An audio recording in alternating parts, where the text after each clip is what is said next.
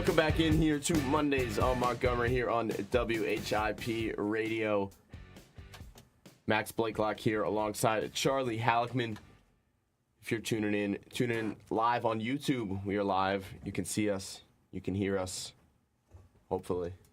That's the goal. I mean, that's the goal. If not, I mean... Live on YouTube at WHIP Sports Sign language would be Radio. The next resort to go to? Not if they can't see us. That's true. But for those listening, you can also find us on the iHeartRadio app and Radio FX apps. And follow us. We have new social media Mondays on Montgomery.WHIP Sports. But where we left off, some Temple football talk. We're going to go back to Temple football because we have some clips to play from Evan Simon. And Charlie, I'm gonna let you take the lead here because you were there. Tell me about what Evan Simon had to say when you spoke to him. Yeah, it's just some simple Evan Simon, the classic, always. It's a great guy to talk to. He's a great guy to talk to. He's easy to talk to. He makes it just human-like. Like, it makes it easy. And he just mentioned, I mean, you can hear it from him, just a quick clip of one of his, well, from his press conference of what he plans on doing, what he's been going over the last few weeks, and you can listen in for yourself. Heard from some teams, so that's been really cool. But, we're just going to probably take 2 or 3 days off and then right back to it. Heard from some teams. That's what stuck out to me there. That's exactly what stuck out to me as well. And I was like, do you know what? I'm going to yank that from there real quick. And got into my little tech-savvy era of myself. And even though that's kind of what that's pretty, it's pretty. I wouldn't say it's easy. an error. It's I wouldn't necessarily currently call you going on, and yanked it out. And that is what stood out to me. Hearing from some teams, and the thing is, he is a quarterback who can throw a ball.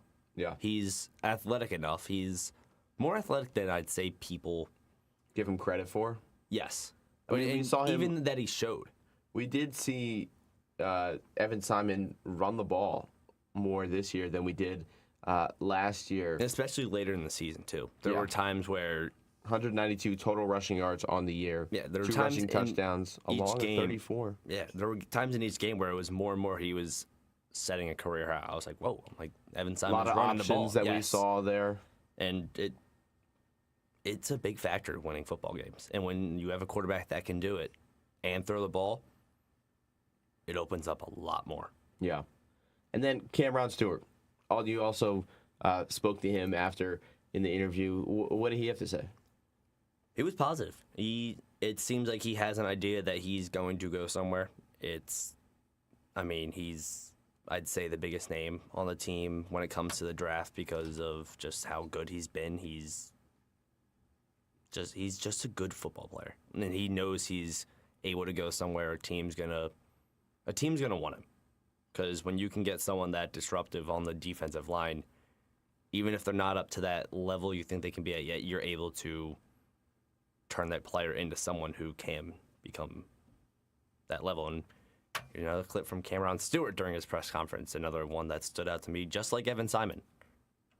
Not really anything to be worried about. Pressure builds diamonds, and we have diamonds. What it is, we're Temple, so it doesn't really bother me as much. You heard anything from teams to the next level at all? I haven't. My agent has. There's so much that's going on. I'll keep my head down at work. Whoever comes to get me, just know they're getting a dog for sure. Pressure builds diamonds. Okay, Jalen Hurts. Pressure builds diamonds. I heard it, and I was taking the video of it. I wanted to go. I was like, yeah. I'm like that. I'm like, that's a good one right there. And then at the end, he's not worrying about what teams are talking to him about. That's his agent's job. Yeah. He's doing his thing, and he's just going to work in whatever team that gets him. Just know they're getting a dog, and it's believable. He's a guy that I could see go out there and genuinely can make a name for himself. He seems like that kind of guy. Plain and simple. Yeah. He's he's a good football player. Yeah. He can find a way onto an NFL field.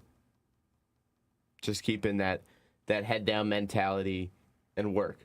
And I think that's kind of the biggest thing for somebody coming from not one of those top programs that is playing in those big games, because you didn't get the opportunity for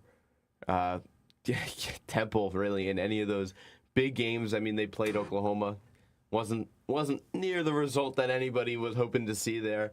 with a dominant blowout win by Oklahoma, I guess I should say, and then so close to a bowl game. But, just working hard, and you've seen people from Temple have success, right? I mean, throughout different years, Jordan McGee as of late, Jacob Martin, and a lot at the linebacker position. Sean Bradley, former Eagle, just announced his retirement a few weeks ago. So there's a lot of success there at the linebacker position coming out of Temple. And not even just that. Arnold Ebikite just signed with the Eagles. Former Temple Owl. Former Owl, and then he did go to Penn State after. Yes, but he was in Philly when the Eagles won the Super Bowl for the first time, and he said in his press conference, I went down to Broad Street from Cecil B. Moore. Yes, he should. So he's been there before, and hopefully he can get there again with the Eagles. But overall, a positive pro day.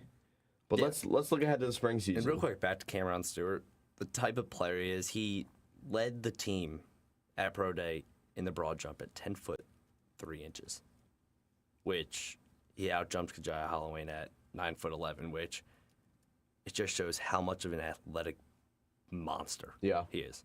When you have a D end outjumping a wide receiver by a good amount,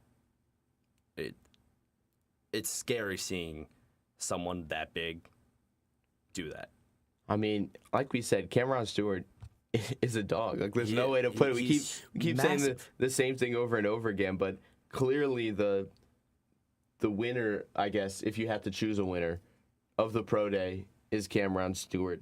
Yeah, like you said, 6'5", 250. He just walks around like a dog. I remember my freshman year, like first semester, I was in the dining hall, and he was in there after a practice, like after the fall practices, and I walked past him. I went, "That's not a freshman." I was like, "That's not someone that's my age." I'm like, "That's not a normal person in here." That happens. I hate to say it. It does happen. I got humbled quickly. As you get older. It was my welcome to college moment. I was like, "Oh," like Welcome I forgot where we actually go to school with these guys. I used to see E.J. Warner in the dining hall all the time, but I didn't. Very quiet. Yeah, Were you here when E.J. Warner was here at all? No. Wow. Mm-mm. Oh, that makes me feel really old. I'm not gonna say it, but We'll save that for the freshmen can call me Unc. You can't. No, You're can't. too close in age to me. Although they're also only 20, but I'm 21. True. 1 year. Almost 22, for at least another month. I was gonna say I knew it was coming up sometime soon. It is coming. Actually, a month from today. Ironically, I didn't even think of that. Oh, the countdown Look at has that. begun. Look at that. Now you all know my birthday, so you can wish me happy birthday on. Well, we'll be live on my birthday. I was gonna wait till later to promote this, but NFL Draft Show live on WHIP Sports Radio. Same link that you're watching with now will be our sports show. And we'll be singing happy birthday to Max. Maybe. I'll be there hosting. I'll make sure. Jason, who's behind the stream right now, setting it all up, he'll be there hosting as well. Hi, Jason. And I guess I can announce it. Jason, do I have the thumbs up to announce it?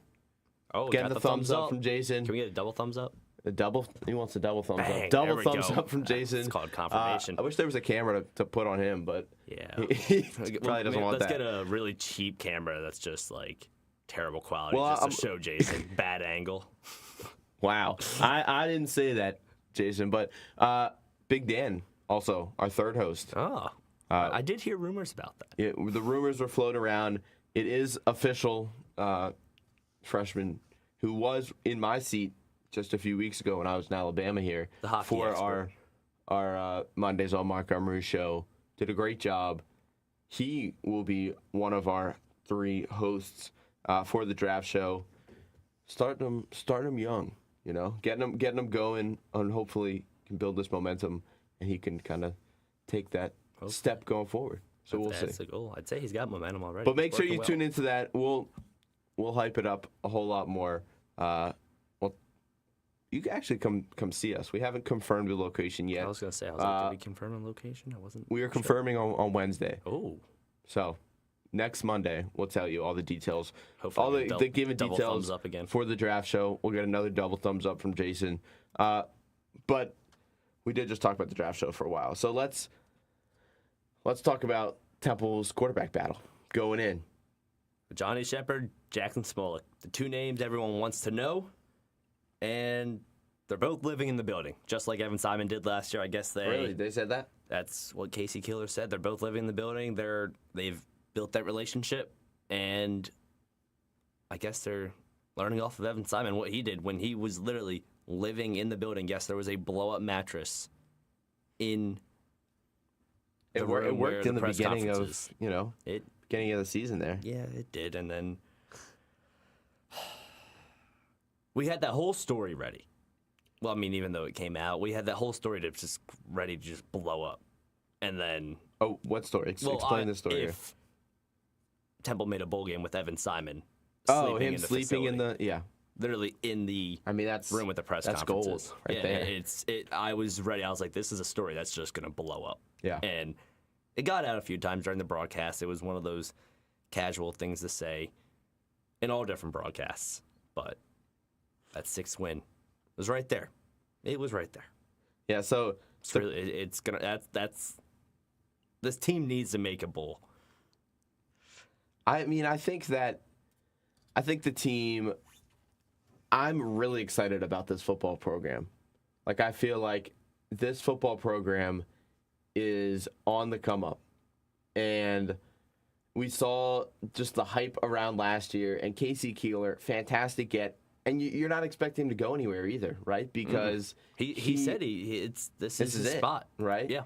The back end of his career, the winningest coach in college football history, and winningest active coach in college football history, throughout all levels. Temple was ready for that graphic. I love how ready they were and then bang, it was up there. I was like, yeah. I mean, Temple. You look at Temple athletics. Temple basketball over 2,000 wins. Even though they might not seem like it, but the history within Temple athletics is one of a kind, and Casey Keeler understands that, and he wants to bring at least just a bowl game. And not just that, you're in Philadelphia. To this Temple team. You're in Philadelphia. It's easy to get a fan base. Yeah. With a good football team. Saying you have the Philadelphia Eagles and you're playing in the Philadelphia Eagles Stadium. You got a lot of seats to fill. Yeah, you do. I'll say that much. It's going to be full for one game this year. I'm not sure if it's going to be red, but... The Penn State game? Yeah. It's going to be a lot of white. Yeah, Penn State will travel, but if there's any year to play Penn State, I feel like it's this year. New head coach from Penn State, kind of coming off of that disappointing year. First year without James Franklin in a long time. I don't know the exact date, but... Let's talk about the quarterback battle for Temple, because I'm curious who's going to be starting at quarterback against Penn State. Will it be Jackson Smolik, the transfer from Penn State, with a chance to play his former team in his new building? That could be exciting to see. It'll be interesting, especially Johnny Shepard, someone who, when Evan Simon was recruited to Temple. Yeah, from Rutgers, they were also trying to recruit Johnny Shepard, and then he ended up from Rutgers at the same time, and Shepard ended up going to Washington State, all the way across the country. The country got hurt, and did not play in a single game last year. Yep, did not play. Was injured, and someone found his way back to Broad Street, 10th and Diamond. He's Everything back. was coming. Yeah, so I think these are. I feel like that happens a lot with Temple. Yeah, but it's not terrible though. No, I mean it's what Temple, kind of is forced to do in this NIL age here. But we got 30 seconds right before we head to break, before we get to our cherry check-in coming up here. If you were to pick, who do you think is that starting quarterback? And it's early, and things are going to change. There's no denying that. Man, but right now, question. it seems like it's been between Smolik or Shepard. Right now, I'm going to say Smolik. But then tomorrow I could say Shepard. It's very early on. Yeah. And Coach Keeler said that both of them have looked good, and it's going to be a battle, and I'm excited for it. Yeah, I'm really excited for it. Both of them have looked good, and we've seen based off of what Keeler has said, and we'll see a lot more. There's still a lot of spring ball left. And at the same time, Smolik, someone that was at Penn State, you go to Penn State, you're good. Yeah, And you're not it's getting just- you're not and getting just- recruited to Penn State for no reason. And just sometimes there's so many other guys that even if you're good, coach might not see it, and you might not just get a shot. Got to work your way It's- up there. Like sometimes you just can't control it, and now it's time to shine. Well, we'll see who shines the brightest for the Owls. We will have Temple Spring Game. We will have that broadcasted on Monday. Sorry, not Monday. This is Monday. We'll have it on Saturday, April 11th. So just coming up 2 weeks from Saturday, we will have that. So stay tuned for details for that. But don't go anywhere. Monday's Montgomery. We'll be back in just 4 minutes with the Cherry Check-In.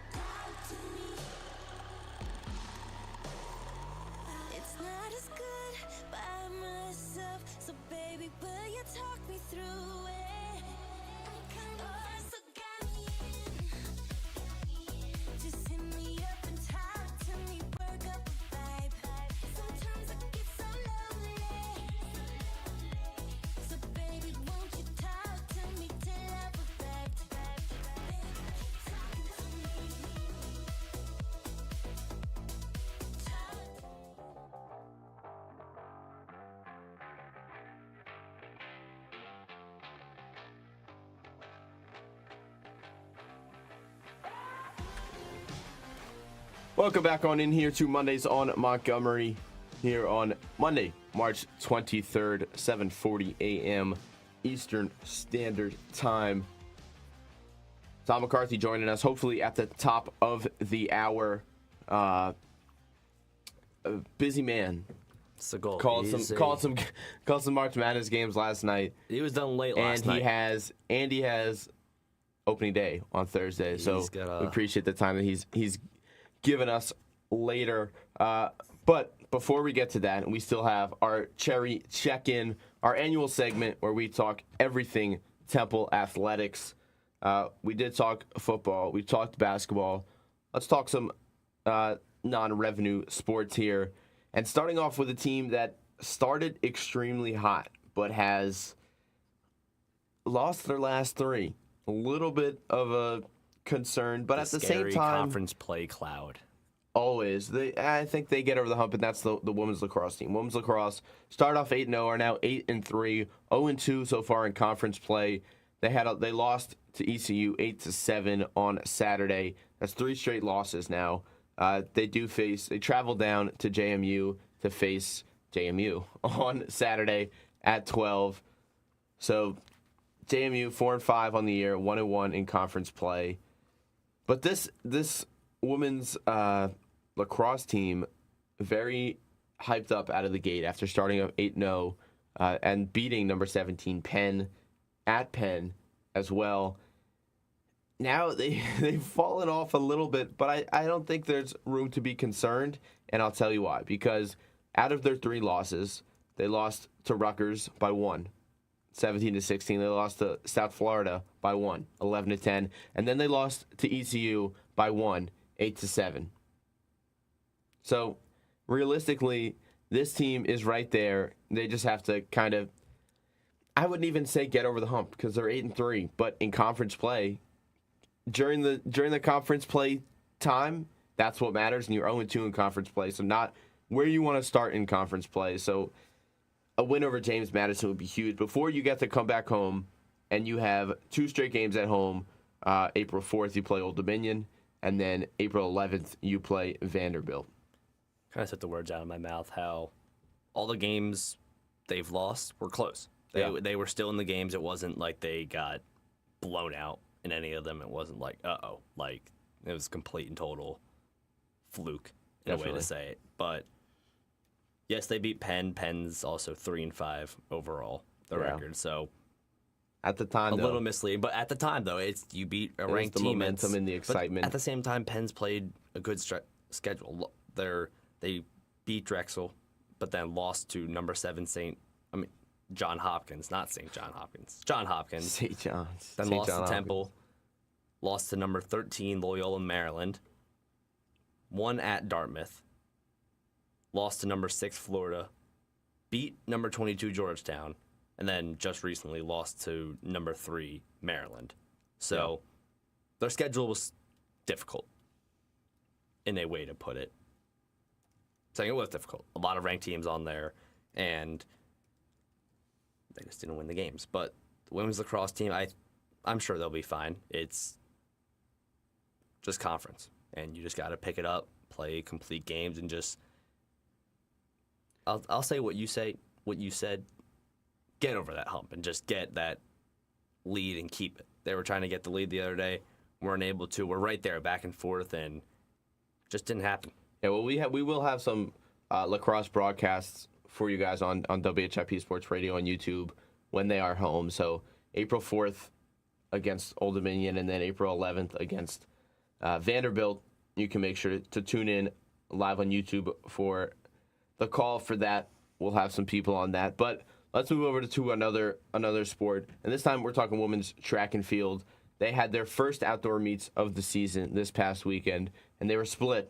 Some at the River City Relays, and then some at the Penn Challenge. And it's just kind of getting their season started, really, because, at the Penn Challenge, they outdoor season, yes. As a former track athlete, you were a track athlete? I was a track and cross country athlete. Oh. I can't say they'll do it all. I was actually pretty good, but then freshman year. I mean, I was running since I was in kindergarten. Like, it was, You had track in kindergarten? well, I ran Or for, you just running around at the playground in kindergarten? it was for the CYO in Philadelphia. Have you heard of that? No. Really? I'm surprised saying you're from Philly. It's Catholic youth organization, a big sports league. And I didn't go to Catholic school, but there was a school right next to me. It was my church as well, and we had the biggest track and cross country team in the Archdiocese area, and we were a good team. It was St. Andrews. That was the team, and it was fun. I got to run in Franklin Field a few times. Well, Franklin Field. It was pretty cool to run in, but no, I ran a lot.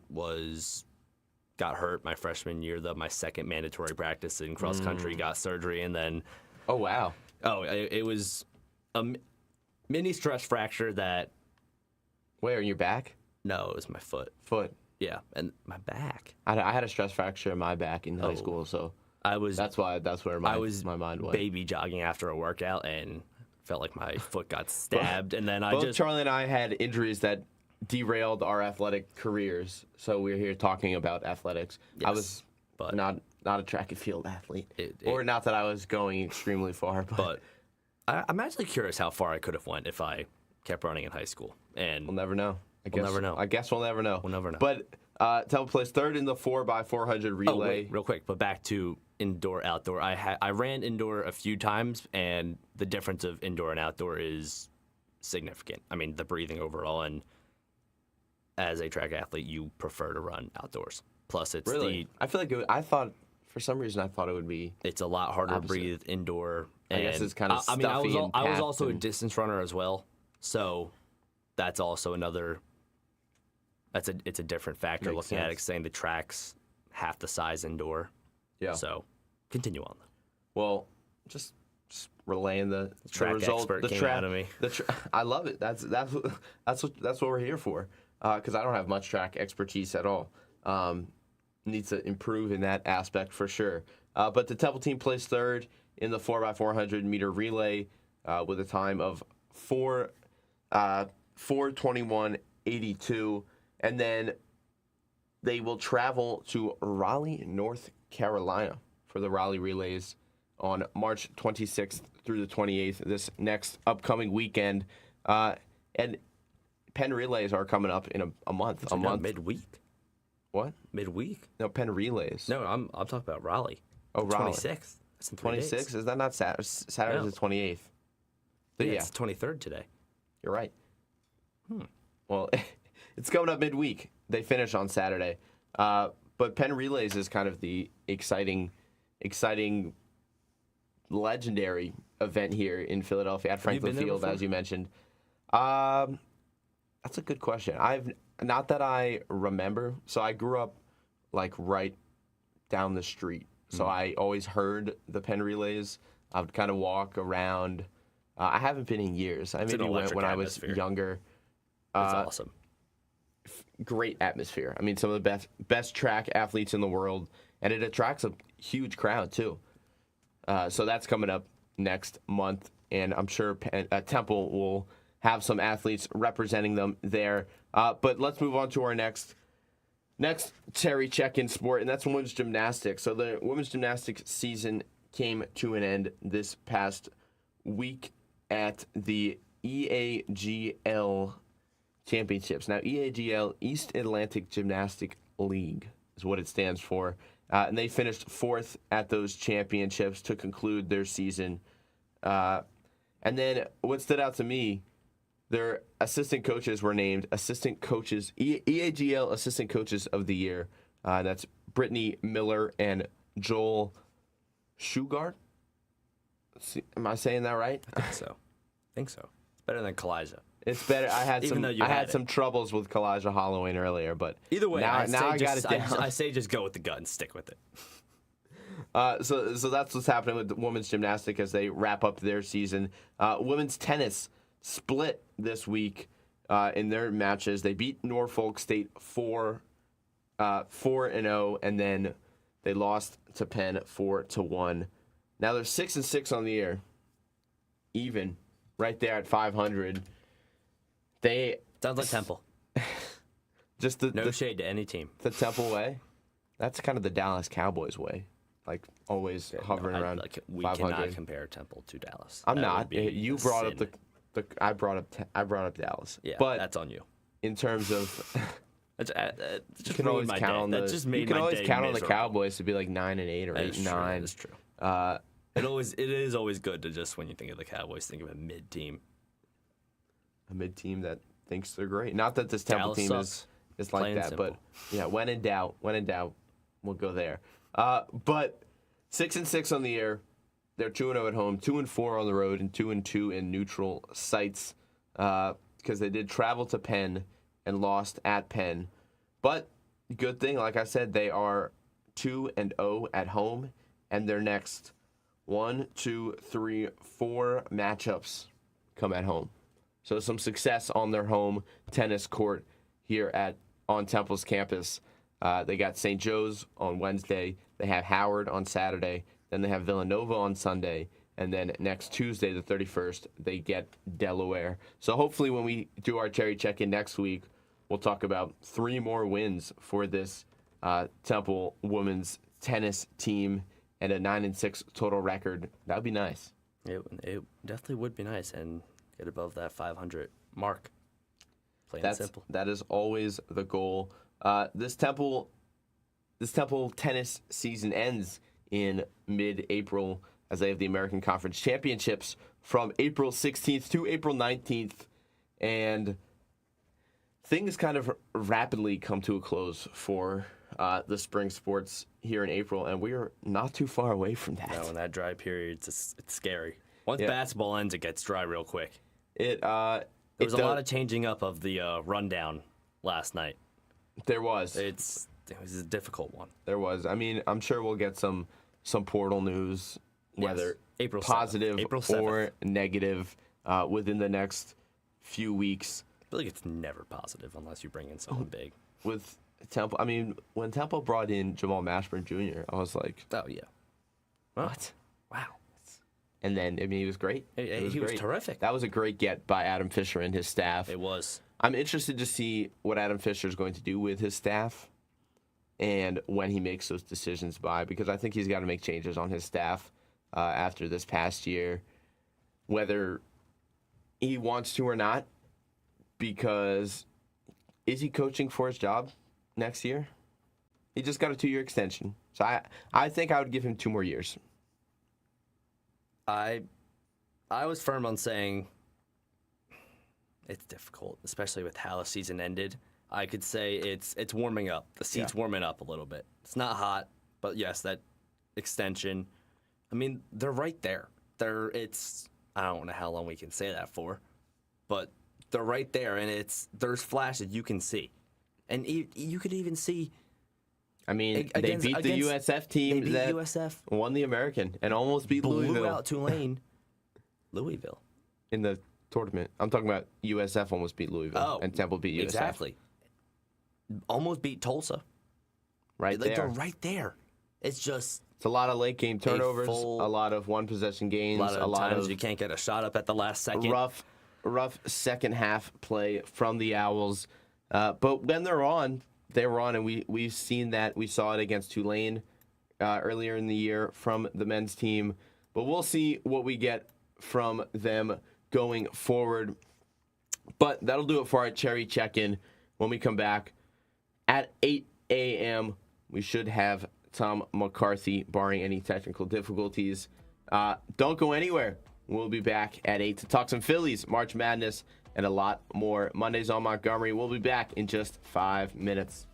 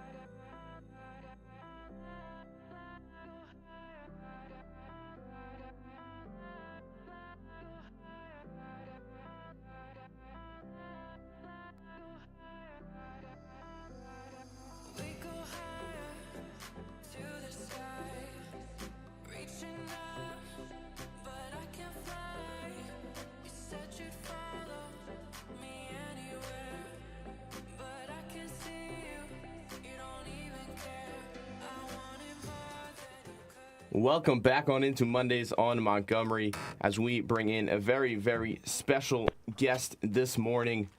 Phillies play-by-play announcer, also with CBS Sports and Westwood One.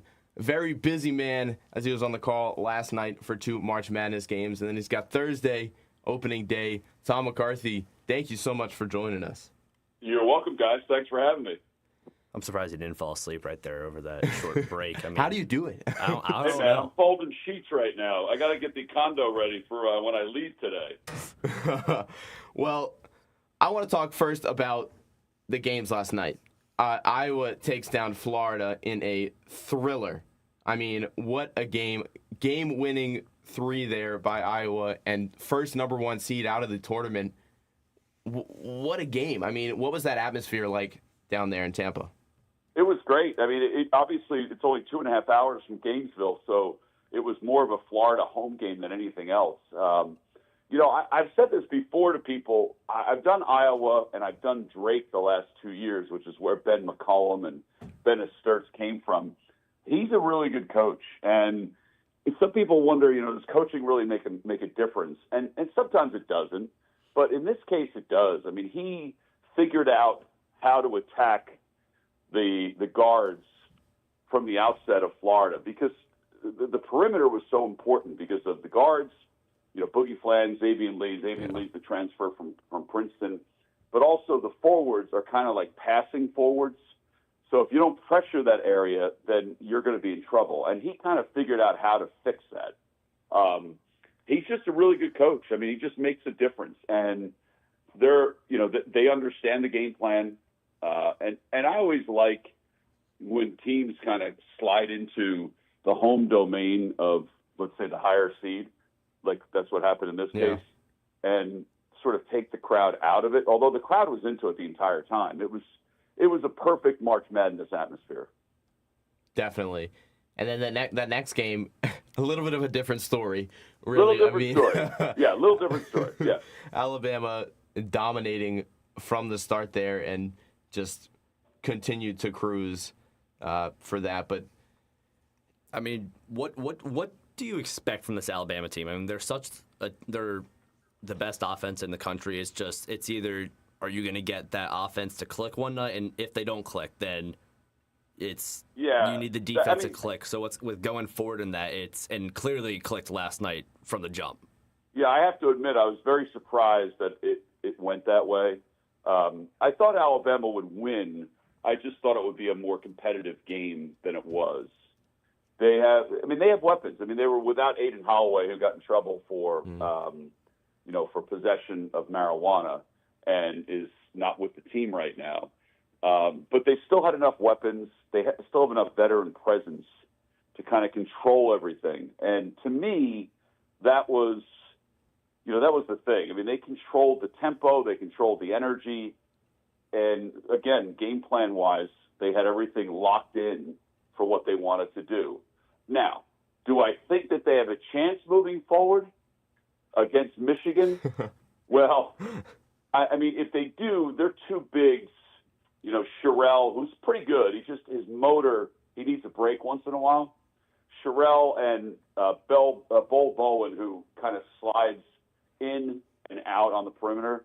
Those guys have to play big. I don't know if they have enough to beat Michigan, but it does send a little bit of a message on how good of a job Nate Oates has done, that he's been in the Sweet 16 4 straight years. That's not easy to do. no. And their momentum last night at the same time, just the whole game was to a different level. And just watching that, I mean, I had Texas Tech in my bracket. Because I thought. Well, yeah, I mean, it was either if they the clicked. problem with that, JT Toppin does so much for them. Yeah. When they need a presence, like a presence in the middle, a presence on the edge, a presence in the locker room, that's the guy. And they just don't have that without him. And I think that they really missed him more than Alabama missed Aiden Holloway. And, it really shined through last night and I don't know if he would have made a difference. Again, it was a 30-point game, basically, the entire second half.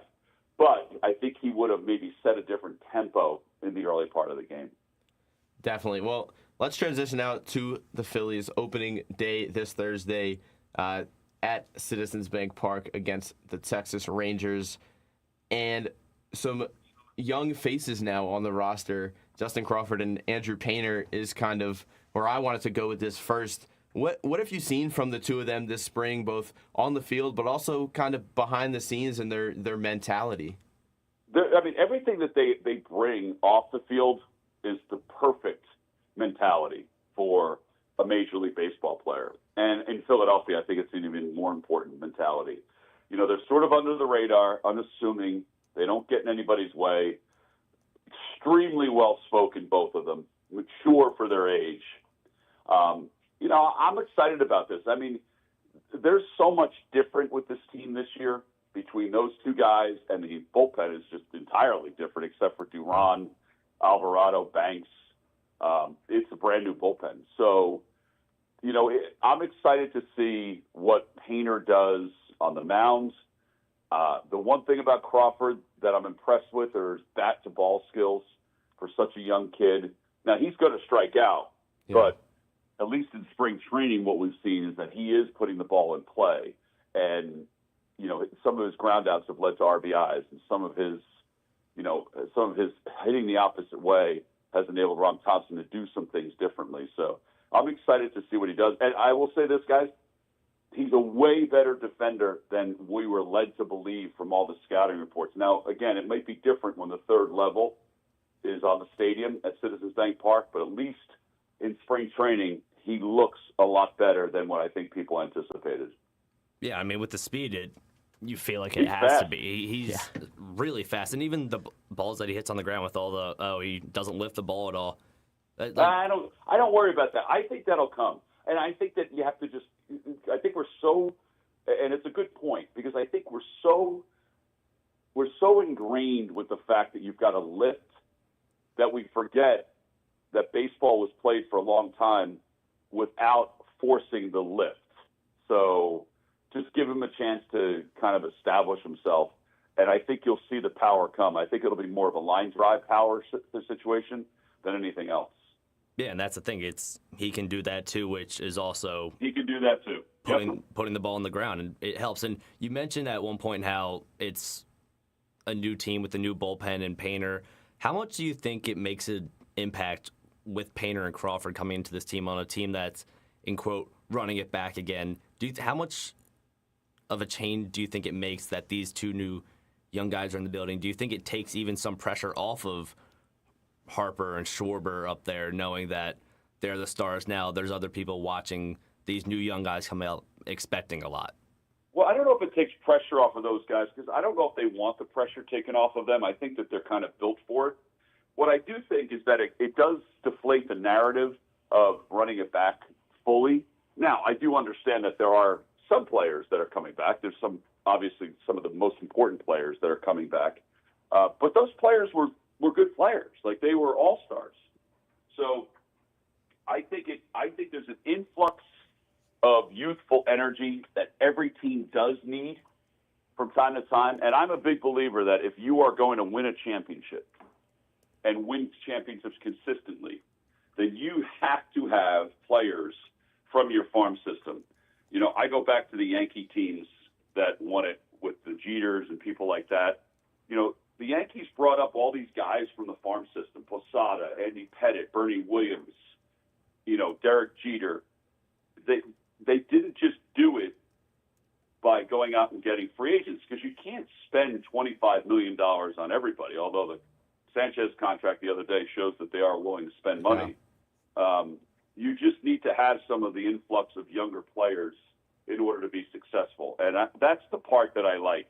And this clubhouse is so conducive of welcoming younger players that's the part that people don't always see. And I don't expect everybody to see, because, they're not in there. But they do make it extremely comfortable for younger players to come in. Yeah, and I have a question kind of about how the team has the mentality and how the team has come together this spring training. Maybe has it been different in other years, especially after kind of the way that they were taken out last year against the eventual champs in the Dodgers, but back-to-back years losing in the NLDS. Is there maybe a sense of urgency this spring from the guys? I would think I think there might be a little bit of urgency. I don't think the window's closed or fully closed. But I do think they realize that, we're getting up there in age, but these guys are all signed to long-term contracts. Yeah. So my belief is that the two best teams played in the NLDS last year in Major League Baseball. And this is not a slight on the Blue Jays, although maybe it would be perceived as a slight on the Blue Jays. But that is my perception. So for me, and I guess I've gotten a little more realistic about this as I've gotten older, is that you win the division, and that's great. And I think it's always important to win the division. However, I do believe that when you get to the postseason, in some ways, it's a crapshoot on what you do because there's so many teams that are involved. So it's a matchup. It's a luck of the draw. It's a call by an umpire, which I don't think that was the deciding factor last year, but I do think it was a big deal. You just get there, and then you got to hit, and that's what they didn't do the last couple of years. Definitely. Yeah, and now, like you said, over the years with everything, the Alec Boehm situation, there were thoughts that he was gone this offseason. He's not. He's still here. And there were questions about either bringing Eugenio Suarez in for 1 year, $15 million, which he went to the Reds for, and it's that question. And now Boehm, so far throughout spring training, has looked good. Do you think there's going to be that step up in this contract year? And do you think he stays here at the deadline? Do you think the Phillies move him for someone else, and possibly Aiden Miller comes up through the minors? Well, Aiden does have to get healthy. I mean, that's the biggest thing. It's unfortunate that his back has caused such a problem for him. I keep thinking, man, wait until he's 50. But he's got to get healthy. I do believe this is a huge, huge year for Alec Boehm and the Phillies. So he is a free agent. I don't think they will trade him unless for some reason they're out of this at the deadline. But I do think this is a huge year for him. Huge year for him personally. I think it's a huge year. I think it's a huge year for him and Bryson Stott both. Yeah. I think they both. Bryson finished the season strong last year. Alec had a pretty good last few weeks a season ago. I think this is a big year for both of them to kind of show their wear and their progress. I don't think Alec will be a 30 home run guy. I don't think he'll ever be that. But I still think he could be a productive third baseman. And I do believe that his defense has really improved to where unless there's something bona fide, and I don't look at Eugenio Suarez or somebody like that as being bona fide, that you're replacing him with, then I don't know what's better out there than him. But I do think I acknowledge this is a huge year for him to have sort of success. Yeah, him and Stott, both of Big them. time. Yeah, as we've seen throughout spring as well. But I kind of want to transition to talk more about your broadcasting, because you do a lot of sports. And for both Charlie and I doing broadcasting here, but also for people who are listening or young people trying to come up in that industry, how are you able to manage everything from baseball to football to basketball throughout the whole year? And also just straight the amount of games you do back to back to back. Yeah. How do you even prep for that? 2 straight games yesterday. Yeah, the prep part of it, I really liked. I mean, obviously, I think it keeps your mind fresh. And once you kind of figure out the right rhythm to it, it is pretty easy. I love doing all the sports. I've always loved doing all the sports. When I first started, it's basically how I made a living, because I didn't make a whole lot of money at the beginning. It's, doing high school football, doing high school basketball, doing the Trenton Thunder. And then obviously some of the college games started to slide in, which was good. It was a natural progression. People always want to get to wherever it is they're going to be as fast as possible. I didn't take that route. I mean, it took me progression to get where I am. And I think it was really important for me to have that progression. So I like the part of doing different sports. They're all different tempos. basketball is a little more high-paced than football, although football is more high-paced than baseball. And I think one always makes you better at the other because there's so much that you learn from your partners, from the cadence of the sport, and just from the preparation. I'm invigorated that I've got baseball coming up. I wish I was doing the second round of the NCAA tournament, but I'm invigorated by that. And then by the time football rolls around, I'm looking forward to being invigorated by that. And I know I'm fortunate to be able to do the events that I do, and I don't take it for granted at all. But I do think one, whether it be the preparation, whether it be the tempo, one does help the other when it comes to broadcasting these games. For sure. And now, as things are changing over time, there's ABS in the system now, and that's one of, if not the biggest changes I could possibly say in baseball, with besides the pitch clock and just all that wrapped into one together. How are you gonna, I'd say, change the broadcast over? Or like, how much insight are you gonna put on it? And are you expecting anything from Kruk as it comes on, when there'll be a time where he'll be yelling to challenge a pitch? Only if it takes a long time, and if somebody challenges one that's drastically that they shouldn't have challenged, is it going to change him at all? I tell you, I do like the ABS. I think it's when we put the pitch clock in, baseball put the pitch clock in. I was kind of against it. I was like, oh man, this is going to change the game, and I love it. And I think the ABS during spring training, if it's as good as it is during spring training, I think it's really good, and I think it's helped.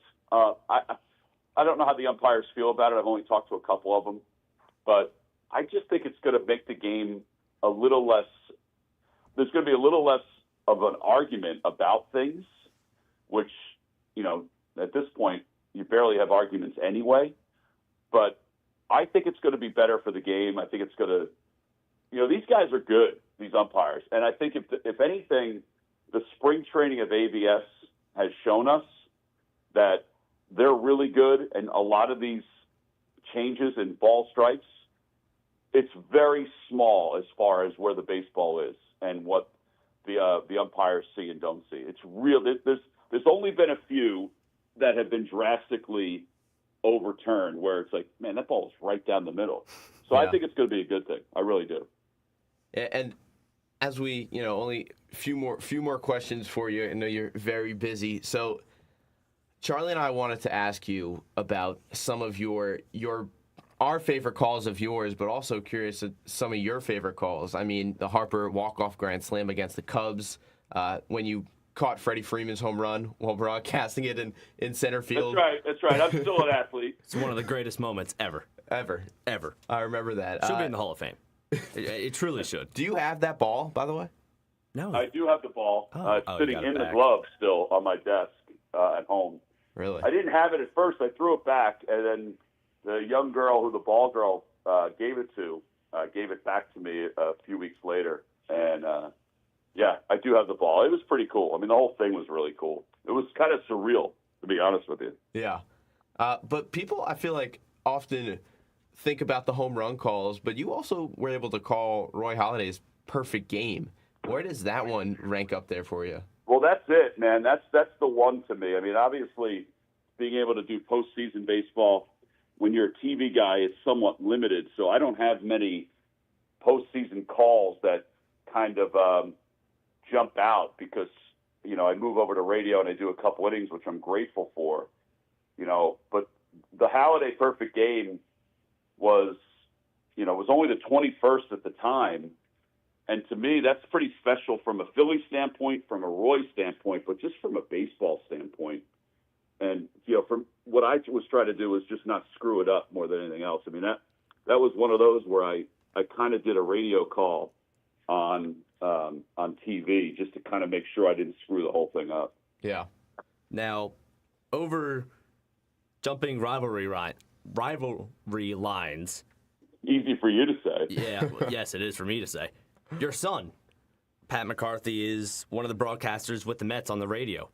How has that been? Have you Like, is it a weird thing that he's with the Mets and you're with the Phillies? Have you been able to pull stuff from him, and has he been able to pull stuff from you? Yeah, I mean, I think we do help each other when we play each other. You know, I'm really proud of him for doing it. I mean, he grew up a Phillies fan, but you know, you kind of get it to be you have an affinity for the team that you work for. And my biggest thing is that, you know, he's off scholarship now, so he can pay his own bills. So I'm happy that he's with the Mets. But no, in reality, he's done a really nice job. I mean, he went to the minor leagues for 5 years to make sure that he was ready, and it's pretty cool. It's cool watching him in his environment. I don't know if that makes any sense, but you know, just like your parents, when they see you doing certain things with coaches or at press conferences or when you're covering a game, that's the thing that makes me most proud, is watching how he handles people when he's at these different games. And he's had a really good year. I mean, he did the Olympics. He, did the NCAA tournament on Westwood the other day in Buffalo because Brian Anderson got sick. So they moved Jason Benetti over to TV, and then they called Pat up to do radio. So it's great. I love listening to him. He's totally different than I am. He's much wittier. He's got better hair. He doesn't have as deep a voice as I do, but his voice is still pretty distinctive. But it's pretty cool. It's pretty cool watching him sort of evolve in this sort of industry. Because as you guys know, and Charlie knows this probably better than anybody, is, we're gone a lot. And you never know what kind of an impact that has on your kids being gone. And the fact that he wants to do this for a living, it gives me an idea of he understands that I go to work happy, I come home happy, that I've got a really good life. They have a really good life. And as I told people, and Charlie knows this too, is that I wish this life on everybody, because it is one of the greatest things in the world. Yeah, couldn't have said it better. It just growing up through it, it's awesome. It's a dream, and that's why I'm here right now doing what I want to do right now, and it's worked so far.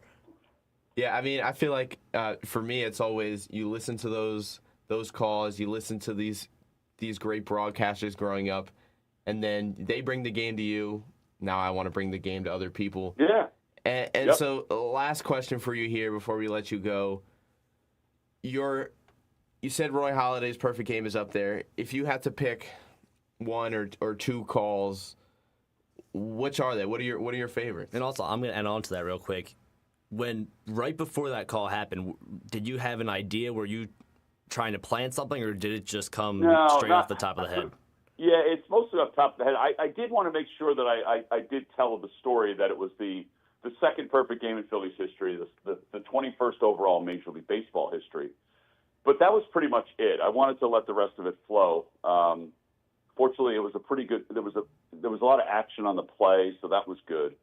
But that's probably top five. I'll tell you, my first ever NCAA tournament game. It was back in '95, I think. You guys weren't even born at that point. Yeah, I was not. Correct. It was Princeton against UCLA. It was, UCLA was the defending national champions, and Princeton, they were the Ivy League champs. I mean, Pete Carrill, who was one of the greatest coaches of all time, he had announced his retirement, and they upset UCLA in the first round. And that's my first taste of March Madness. Like, last night was great, Iowa knocking off the number 1 seed. But this was unbelievable. This was, knocking off the defending national champions as the Ivy League champion in the first round. And that was the first time that, I had a chance to call a game winner. And to me, that's still one of my greatest memories as a broadcaster. Yeah. Well, thank you so much for joining us. And we'll let you go because I know you're very busy. And safe travels back to Philly, and we're excited to listen to you all year. We got a noon game today. Noon game today for the Phils. Noon today. When do you travel back? After the game. After the game? After that, yeah, like 5 o'clock or something like that. Nice. Well, we're excited to listen to you on Thursday, and of course throughout the whole rest of the season. I bet you would like to go sit on the burn today in the outfield and take a nice nap in the sun today. I kind of looked like Shrek when I did that earlier this year. I'm not sure if I really want to do that again. I'm sure you enjoyed yourself, though. I enjoyed the Coors banquet that I had, but yes, I did enjoy myself. Yeah, you got a lot of attention from that on the broadcast. Even Ron Thompson. Yeah. Well, he's the best, so he doesn't miss anything. Yeah. Well, thank you so much. Yes, thank you, T-Mac, and have a great season and great rest of your day. All right, guys. Good luck with everything. See you. See you. Thank you. All right. Wow. Tom McCarthy calling in to Mondays on Montgomery. How special is that? That was a great conversation there. Justin Crawford, Andrew Painter. He's the best. March Madness, all the calls that he's had. He's the best. Plain and simple. Threw some advice in there for us and everyone listening as well. Whew. So we're not going to break. We're going to keep going all the way through until 8:35. But now we can give our opinion really on the Phillies and what we expect this season from them. I really need them to give me something this year because I'm going to cut you off. I'm not going to. It's been a lot of the same. Don't single yourself out right there. I think everyone, the city of needs Philadelphia needs it. But a lot of change in the offseason, even though it's kind of that same running it back narrative, a lot of change this year in terms of players that we're used to seeing. Ranger Suarez, a solidified pitcher on the team, now up in Boston. Nick Castellanos, a guy that's been here for the past 4 years, now in San Diego. And then you bring in the young guys, like we mentioned, Andrew Painter and Justin Crawford, hopefully getting Zach Wheeler back around May. I'd say likely sooner rather than later from what we've seen over. It's a lot quicker than I expected. What do you expect from Wheeler when he comes back?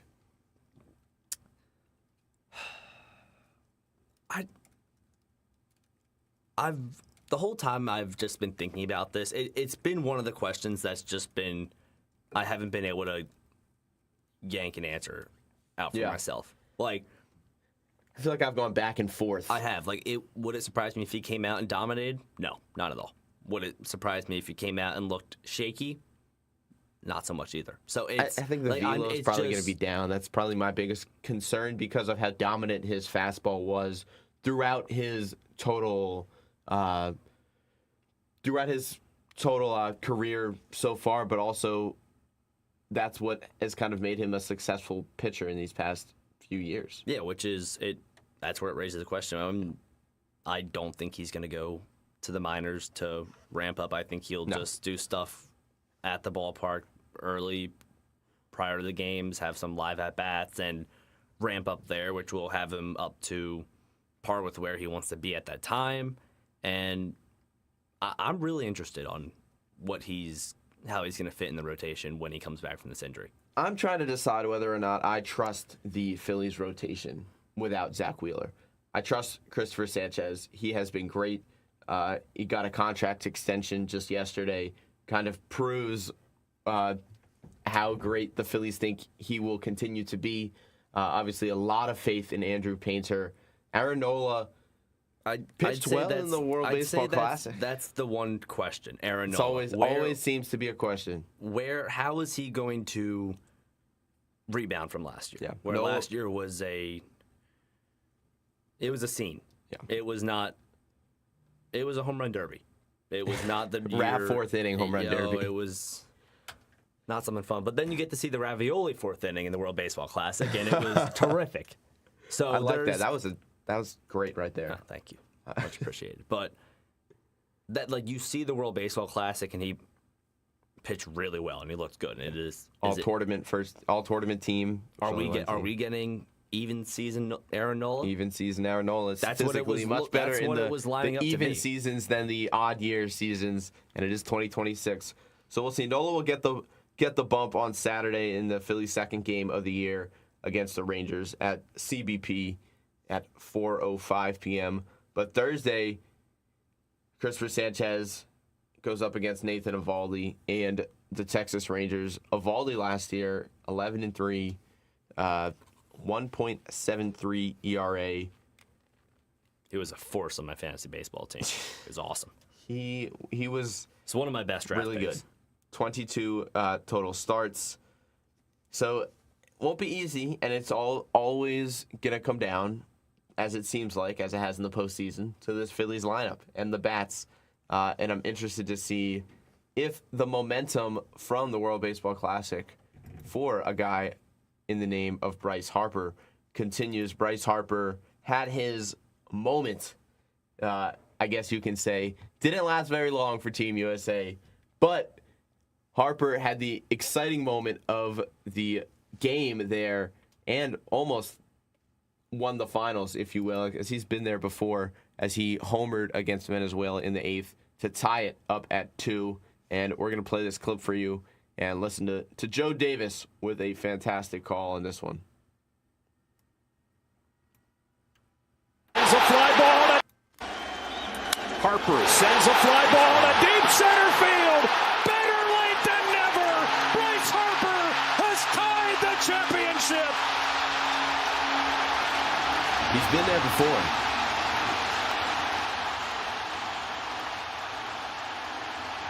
Very similar, in my opinion. And listen to the crowd here. I plain and simply blacked out during this moment. I was jumping on my bed, nearly broke my bed. I don't know how my bed was still intact. I almost went through the TV. It was an extremely exciting moment for Team USA. Dead center. He knew it kind of right off the bat. And not even just Team for Philadelphia. Just for Philadelphia. With everything that's going on, the not elite comments from Dave Dombrowski. Exactly where I was going next. And then that is the most elite moment you could have possibly had, and he came through with a bomb. I mean, he's done it before, right? He did it. It was very similar in a way to the home run that he hit to send the Phillies to the World Series against the Padres in 2022. Down in the 8th, runner on. Again, with the Phillies, it was to take the lead. This one was to tie it. Unfortunately, USA did end up losing to a great Venezuela team. They definitely deserved it. But hopefully Bryce Harper can kind of ride this momentum into the season, because 2023 World Baseball Classic, Trey Turner, fantastic in the World Baseball Classic, had that grand slam against Venezuela to kind of give USA the lead there. But his regular season, his first year with the Phillies, was not good until kind of that standing ovation he got in mid-season there. Yeah, so hopefully this is also more so situation. of a completely different situation. But hopefully Bryce Harper is motivated, as it seems he was, by those Dombrowski comments earlier in the year. And hopefully he can use this to kind of push forward and bring the Phillies into hopefully World Series. But that's the goal. That's always the goal. And you just want the ring. Yeah. And Adolis Garcia's been looking.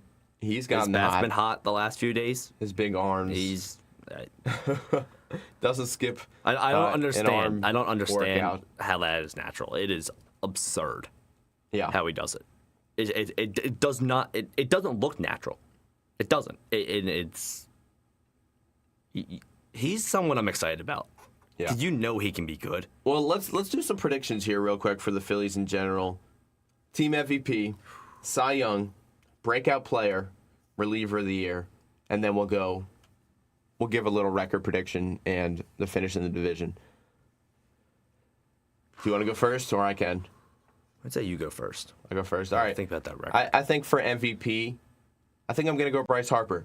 It was Schwarber last year for sure. I'll agree with you on that. I really can think see Harper. These non-elite comments are going to motivate Bryce, right? And I think it's going to push him up to that, hopefully back into that elite conversation for Dave Dombrowski, and bring this Phillies team to a division win and hopefully some more. Cy Young, I think Christopher Sanchez, and there's no other really answer there. And maybe if we were getting a full season of Zach Wheeler, but there's a lot of question there. So I think you got to go Christopher Sanchez.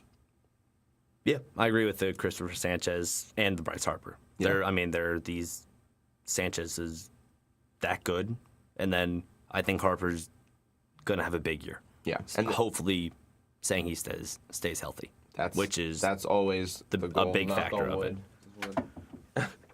They can never tell if this desk is wood, but breakout player of the year.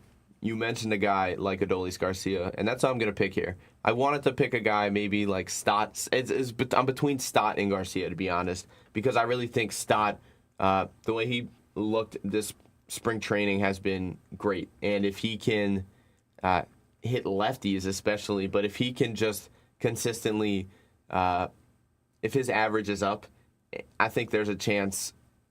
I may be crazy for this, but I think you can put him at the top of that lineup. I think you can lead off with Stott and then go Turner, Harper, Schwarber to kind of give Harper some cushion in the back with Schwarber there. Honestly, I also think I would like to see Bryce Harper in the 2-hole. I don't know if he necessarily likes that, but you see it with guys like Aaron Judge, Juan Soto. They sit in that 2-hole, and I think it not only does it put pressure on the starting pitcher right away, but it also gives something behind Bryce Harper, like Trey Turner, hopefully in that 3-hole, making some driving Harper in, right, if he gets on base, and then Schwarber right behind him, and you always got to be aware for Schwarber. But that really only happens if you put somebody like Stott at that leadoff spot. Crawford, I don't think, is ready for that leadoff spot. He'll probably be at the end of that lineup. Which at the same time, that could be another leadoff man in terms second of the leadoff speed. man, Yeah, which I think could be huge. And on that topic with the leadoff man, I think Trey Turner is going to have a really big year once again. I mean, is that even your breakout player of the year? I'm going to say he's my breakout player of the year. I was about to go with Alec Bohm, and then I just thought of Trey Turner. Well, Turner I think led the National League in batting average last year. Can he run that back? I think he can, and I think his power numbers will also increase this year. I think he's going to hit a few more bombs than he did last year, and it'll put his name out there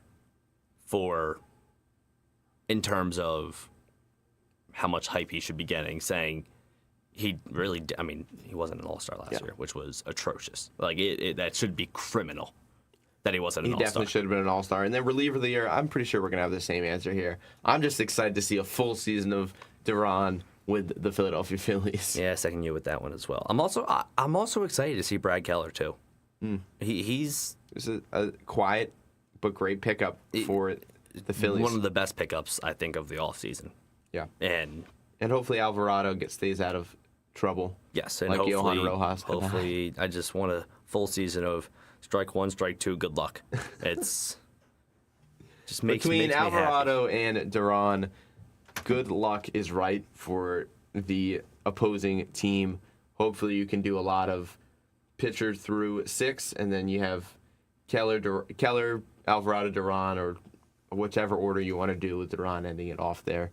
That's scary for teams, and hopefully the Phillies can take advantage of their pitching staff.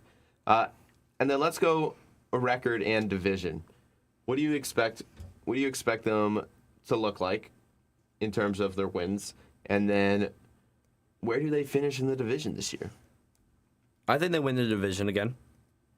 And I think their record is 94-68. 2 less wins than last year. I think part of that is because Zach Wheeler will be out for a certain amount of time, and I think that could just end up being those 2.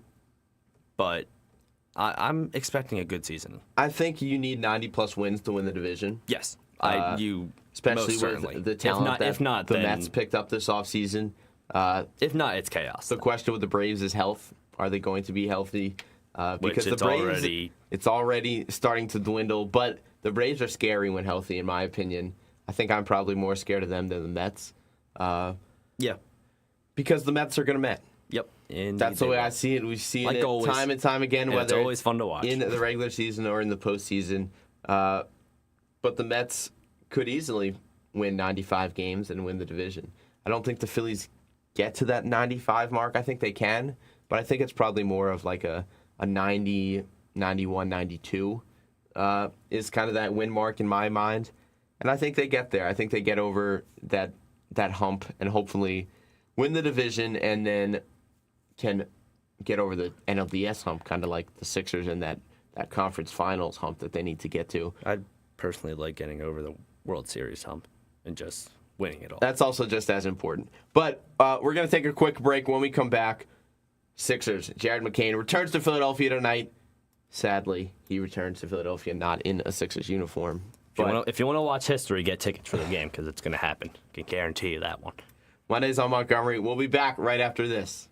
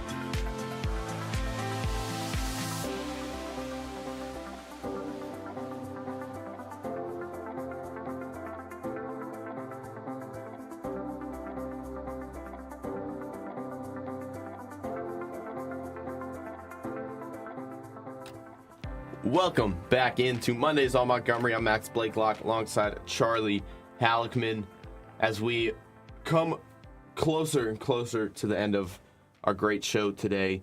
Just had a great pleasure of interviewing and talking to none other than the TV voice of the Philadelphia Phillies in Tom McCarthy.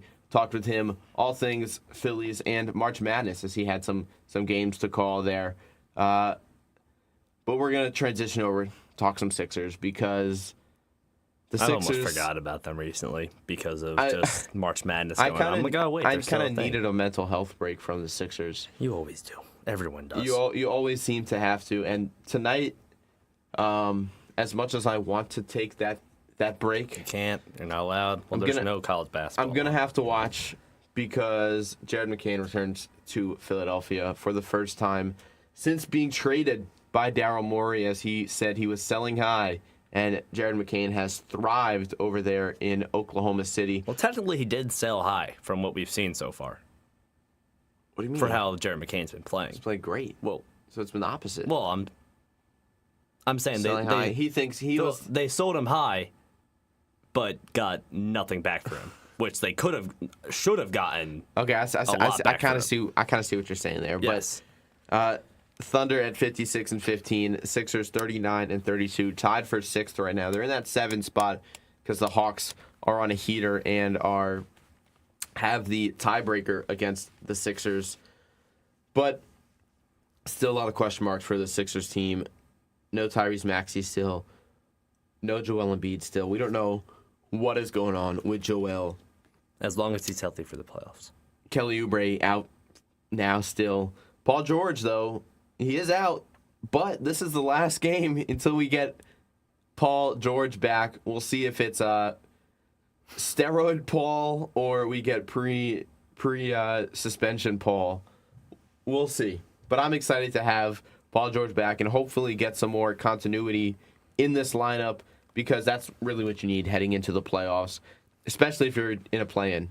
And this Sixers team needs to avoid the play-in because with a team that has not played a lot of games together with that starting lineup, and I think come playoff time, I think you'll get that starting 5 back. I think Tyrese Maxey will be healthy by then. I think Joel Embiid is going to make it a priority to play in the playoffs. I think he's going to play no matter what. Paul George will be back, and Kelly Oubre hopefully shall return by then as well. But how about VJ Edgecombe, though?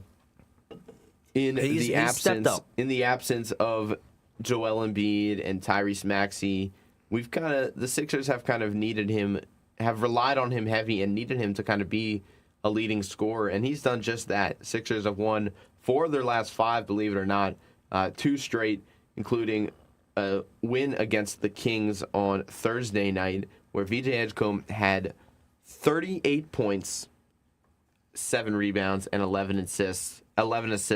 And the Sixers won handily, 139-118. Along with VJ, though, Justin Edwards, 32 points, including 7 3-pointers. So a pair of 30 balls from the young guys, VJ Edgecombe and Justin Edwards. Justin Edwards, maybe because, it's March, he kind of went out early in the March Madness tournament 2 years ago with Kentucky, and he just had to revenge himself. But I really like Justin Edwards. Super, homegrown talent here. Super nice young guy, and I'm happy that he's finally getting these minutes, this opportunity. We saw it with him last year. We've seen flashes of it. But kind of when this team is fully healthy, he's in and out of the rotation, not due to his skill, but just due to the matchups and the team in general and the depth of this team when healthy. Yeah, and I think what I mentioned on VJ, how he stepped up. It's not even that he just stepped up. He's proven to us that he's that guy in a way, that he can be that type of player. And it's not just because you have Joel Embiid, Tyrese Maxey, Paul George when he's out there. You have Kelly Oubre who's out there. He can step up alone when needed, and that's where it makes me feel good.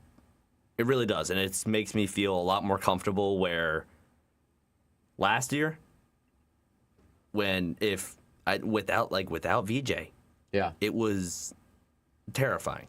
It was. That was a weird season. Yeah, last year it truly was. It was, especially when Tyrese and Joel were out. There was no hope for a win. But this year, VJ Edgecombe, like you said, 3rd overall pick for a reason. He can step into that role, and he's proving that. But this matchup tonight between the Thunder and the Wizards. The Thunder played the Wizards, on Saturday. That's what's up on my screen, I promise. That's why I said it. But Jared McCann had 18 points on Saturday against the Wizards in 28 minutes. What is his over-under tonight? Because this could easily be a blowout in the Thunder's positive, and it could easily be a lot of Jared McCain minutes. And I'm curious at the reception he's going to get. Over-under on points or records broken? What are we... We're not talking Bam Adebayo records. If that happens, we're talking Wilt Chamberlain records. Never going to hear the end of it from Jason. He might have to be blocked. We might be looking for a new producer if Shea drops more than 83. I don't even think we'd be having to worry about what Jason says. I think there would be torches at Daryl Morey's house, ready to take it down if that happens. But the Thunder, are a extremely scary team, as we've seen the reigning champions. They're also running into them at the wrong time. Currently on an 11-game win streak. That definitely doesn't. That doesn't help, does it? Nope, not at all. No, not at all. Hey, the Sixers are on a win streak of 2 games. 2 games, hey. Only need 9 more. How great would it be if the Sixers broke that win streak? I don't even want to dream. I'll maybe throw it out there and see if the Sixers are listening to me. But I feel like they set this up the off days of March Madness just to be like, hey, you guys have to watch this. Yeah. You can't. It's gonna be hard not to tune in. But Wednesday they play the Bulls, a team that is not good. Not in their play-in that they normally are in this year, though. They're out of it. It seems weird not to have the Bulls in the play-in. But it does. They usually have a comfortable home in that play-in spot. Yeah, they're down there at 28 and 42. And that the drop off from the 10 to the 11 spot is crazy. It's a lot. Charlotte's sitting there at 10, at 37 and 34. I think this is honestly the first time in a long time that the 10 seed in the East has been over 500. Normally it's under 500 team slips into that play-in, and then it's kind of boring. This is what's going to happen. It's whoever loses that 7-8 matchup is going to get that 8 seed. But this year, 8 games. Any team from 7 to 10 can get in there, and any team can drop off with just 2 bad games or who gets hot at what time. And we've seen it normally in the West, but this year in the West, the 10-seed Warriors are 33-38 and under 500.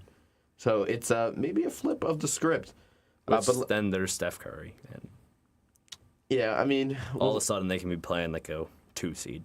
We'll see what that Warriors team looks like. But I'm focusing on the East right now because as much as the Sixers, as close as they are to that 10 seed, they're 2 games up on the Hornets in the 7 seed right now. They're only half a game back from the 5 seed. I was just looking at that. It's so... Every game is crucial from here on out. And that's why the health of this team is super important because they have to come back as soon as possible so that the Sixers can have a chance at that 5 seed, and playing the Cavs in the first round would definitely be the best possible matchup for this team. You don't want to face a Knicks team. You don't want to face a Boston team with Jason Tatum back. It's going to happen. It'll probably find a way to happen. Boston probably. But if you can catch that 5 seed and get the Cavs, that would be an exciting matchup for the Sixers. Cavaliers, Donovan Mitchell, James Harden. Great team there. That'd be exciting. The Sixers, though, coming up, have some crucial games, as we mentioned. Thunder, you have tonight, and then you have the Bulls on Wednesday. But then it's followed by Charlotte, which is a key one because they are that 10 seed on the road in Charlotte on Saturday. Then you have Miami on Monday, another key one, another team that's in there in the play-in. And then you kind of get a little breather with Washington. Hopefully a breather. Never take a team for granted. Trae Young is playing now, so it'll be the Sixers' first time playing Washington with Trae Young on the court. 16-game losing streak. Yeah, but then look at those next 4 games after Washington, right? Because that's not going to be easy. You go Minnesota. I mean, nothing's ever easy for the Sixers. Minnesota, don't Anthony Edwards, and one of the best teams in the West, currently sitting at 44-28. But in the 6th seed in the West is Minnesota, who just beat Boston last night. And then you face Detroit. Detroit, the top team in the Eastern Conference at 51-19. They've been fantastic all year. A nightmare of a. And then you go down to Texas in April, and you face San Antonio. This can't be a team you want to face there at all. This Last can't time be you a played them was a blowout. This can't be a situation which I can totally see happen. The Sixers come in and win 2-3 of those games, and then drop both to the Pacers and Bucks. Well, hopefully, it really depends on the health of this team. And it does. We say it every year. We say it every single year. But the health of this team is what drives this team. At the same time, what you're going to get. Do you want to risk the health of this team by putting possibly Embiid out there, Maxey out there to end the season, or do you just stay content in the play-in and make sure you have a healthy team? Well, that's what the Sixers did 2 years ago, and then they lost to the Knicks in 6. In a tough matchup, though, like they were right there with that Knicks team for the most part. Nick Nurse called a timeout. That collapse was that was a rough scene. It's a nightmare in Game 2, but like you said. San Antonio, Houston on the road, not easy matchups for anybody in this league. And then you have Indiana and Milwaukee, 2 games at the end of the year that you should win, but you never know. You never know. So realistically, what is this team's record at the end of the year? Because I have 1, 2, 3. I want to say I would give them. I want to give them 5. It's a grind. At least. It is not an easy schedule at all. They have 11 games left. I want to say that they can go 6-5. I was just about to say, give me 6. Because you give them at 6-5, then you finish the season at 45-37, and you're not going to catch that 4 seed. That's kind of out of reach at this point. Yeah. But you're just going to kind of hope that you can get to the Raptors or at least just get out of the play-in. I think you can't look too far ahead. I think getting out of the play-in is number 1. But if you can catch that Raptors team, how great would that be? That would be huge. Because, the Raptors still have 2 games against Miami. You play New York. You play Boston. You play Detroit. You play Orlando. not easy teams to play. You have to go. You're on the road trip now. You're on a 2-game losing streak against Denver and Phoenix. You have Utah tonight. This better not become a grind, and then it comes down to the last game of the season as the Raptors play the Nets. Oh, it always will. It's going to. It always will. I just am envisioning the what's going Clippers to have happen. kind of turned things around a little too. They're now in that 8 seed, 5-5 in their last 10 games. They've turned it around. They are still under 500 at 35 and 36, but a lot better than what we saw in the beginning. The fact they're a season. game of under 500 right now is like an NBA record for how bad they were. Well, it's Kawhi Leonard's team now, so he's doing what he can. But that will.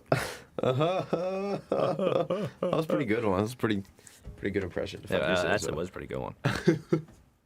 But as we wrap up our show here today, MLB opening day Wednesday, Phillies start on Thursday, so we'll have a lot of that to look forward to. Flyers are red hot. Flyers are hot. NBA and NHL playoffs starting soon.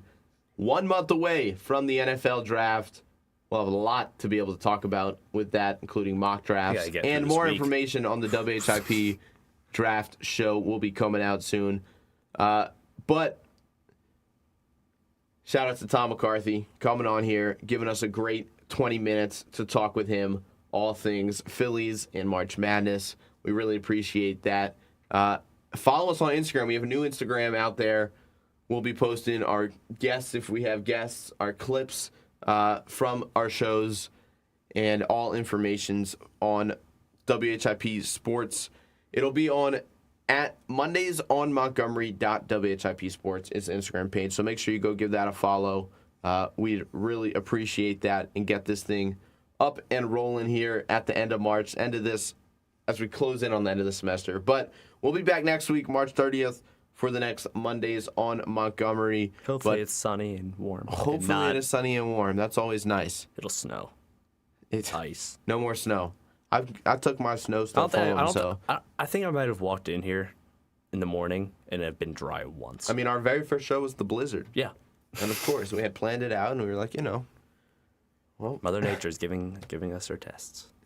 We had a great first show. Ray Dunn called in. I'll hopefully get Ray Dunn on again. But also, shout out Jason for Charlie Alekman. I'm Max Blakelock. Have a great rest of your day, rest of your week. I believe Wake Up Call is on at 9. Have a good one.